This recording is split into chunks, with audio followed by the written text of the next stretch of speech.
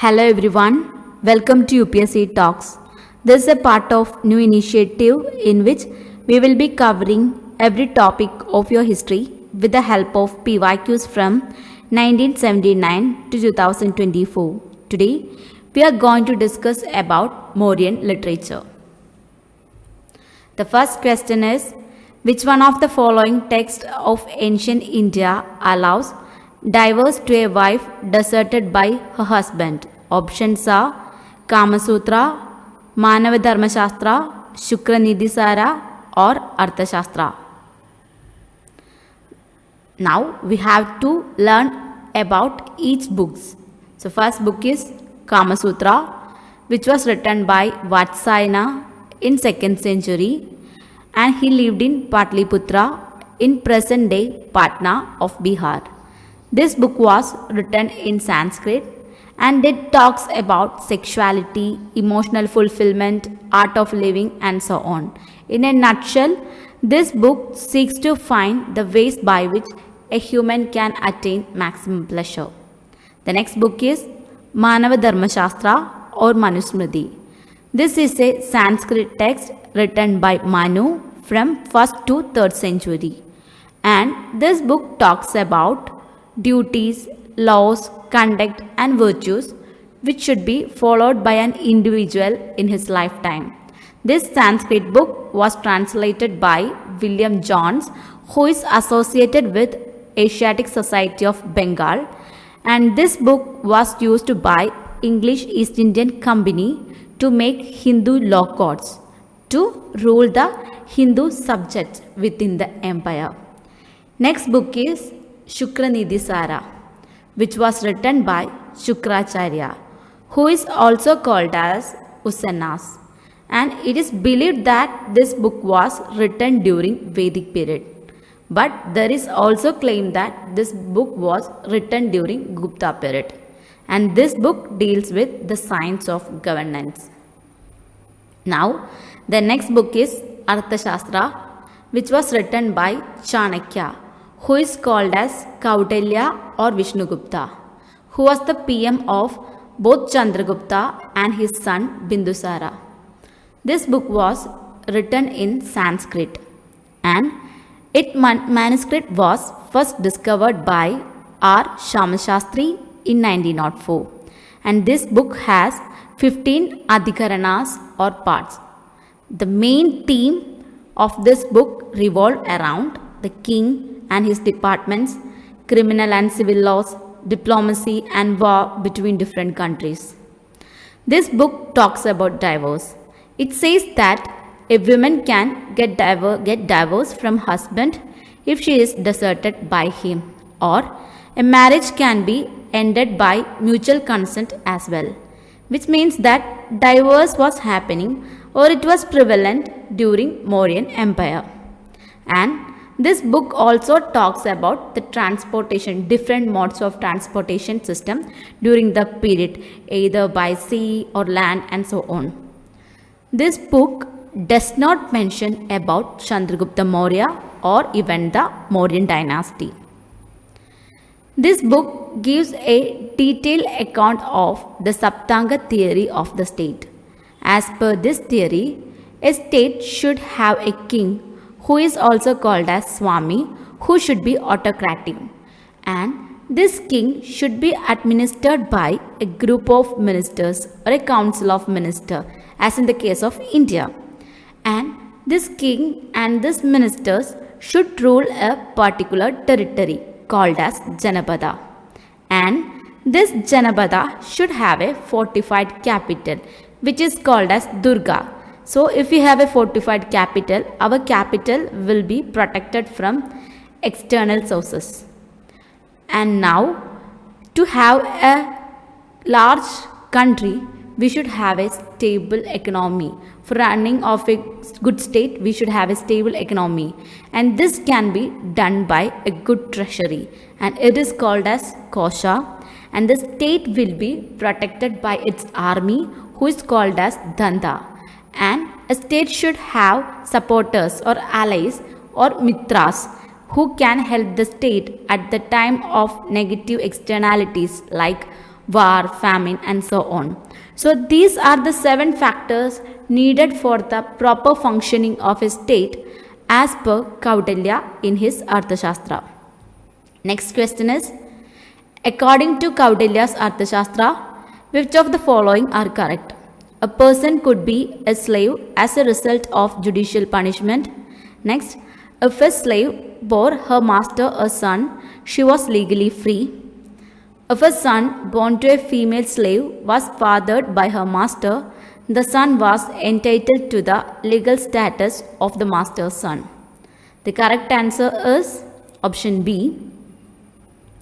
So let's look.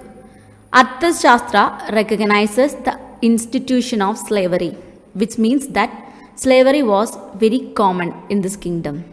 And it states that this book defines various relations between the master and the slave.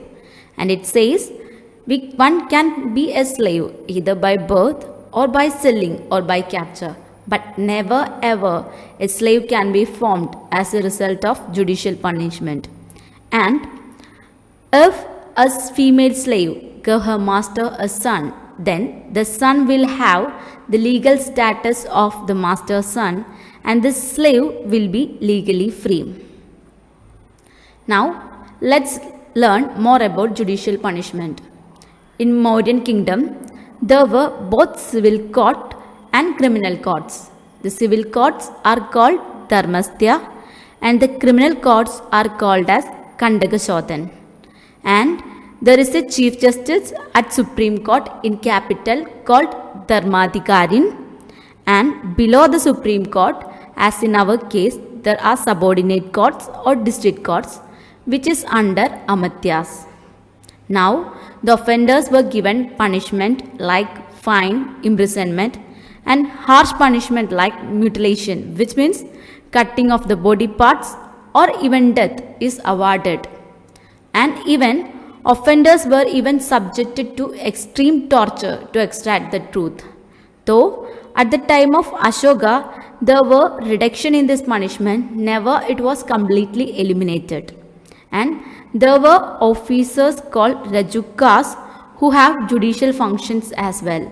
And in Pillar Edict 4, the Ashoka says the Rajukas should do their judicial proceeding and punishments impartially.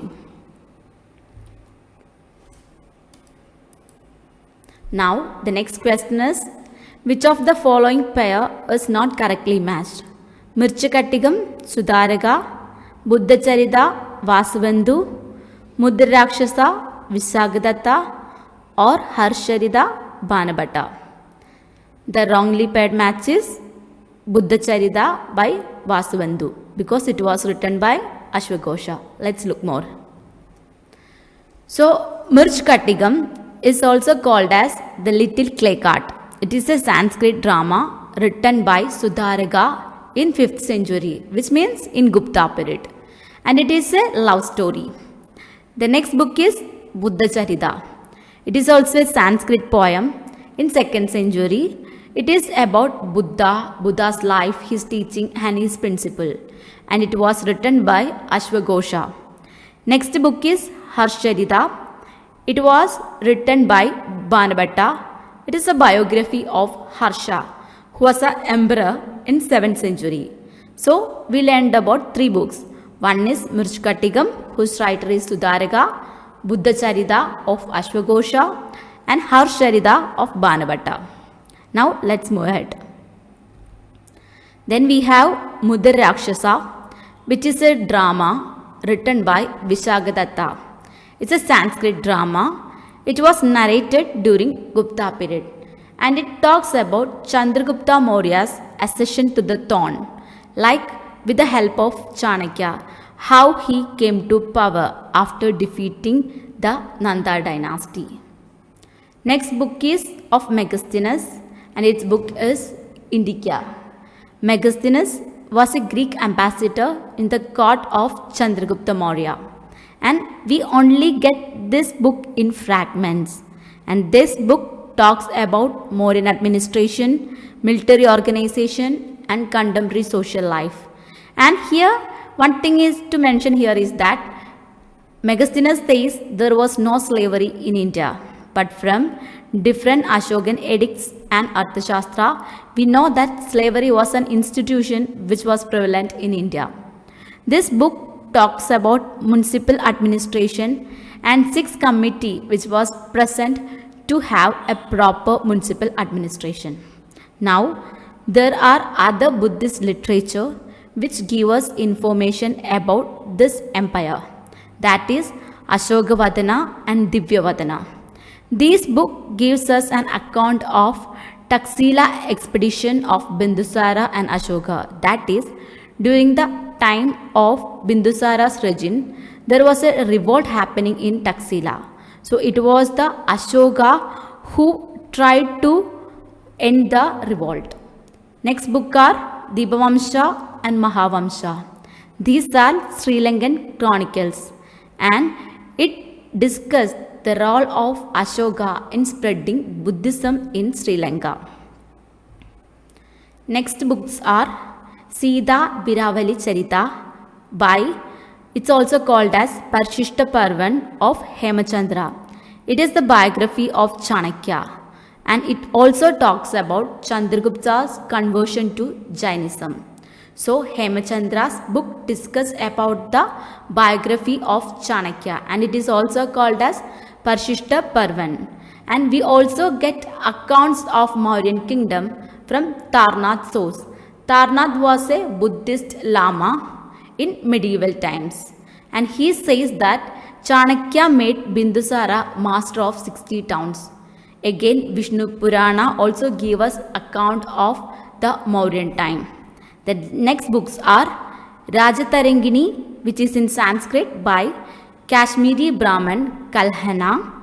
It tells about the history of Kashmir. Next book is Kada Sarida Sagar of Somadeva of Kashmir. This book also talks about Mauryan dynasty.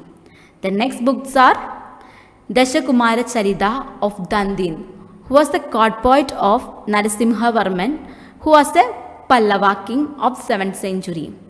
Next are Kadambari, which was written or started by Banabhatta, but towards its completion, Banabhatta died. About Banabhatta, we studied at the time of Harsha. So, Banabhatta died without completing the book. So, his son Bhushan Bhatta completed this book.